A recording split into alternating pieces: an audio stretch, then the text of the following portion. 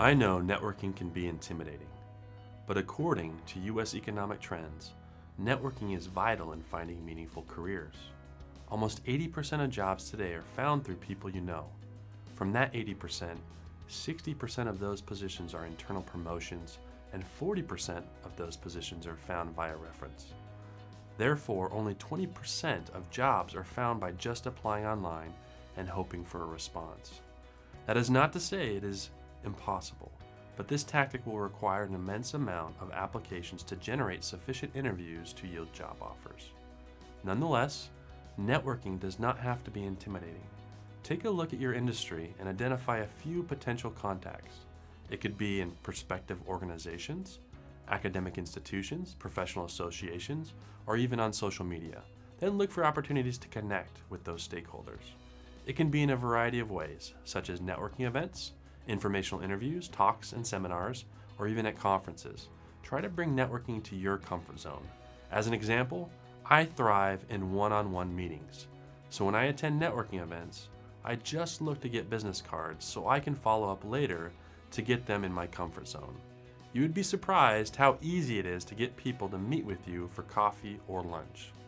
If you feel more comfortable, Skype, email, and text are also easy ways to connect with people. Just find a medium for outreach, create an opportunity for a conversation, and then follow up. Ultimately, networking is merely about relationship building. A successful networker is someone that is good at building relationships. Be prepared and do your research on potential network contacts. Know your audience and the venue of the engagement opportunity.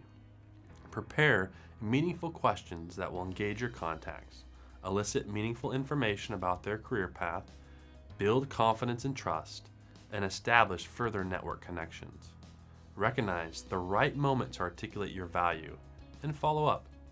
Be strategic and focus on building meaningful relationships with industry leaders.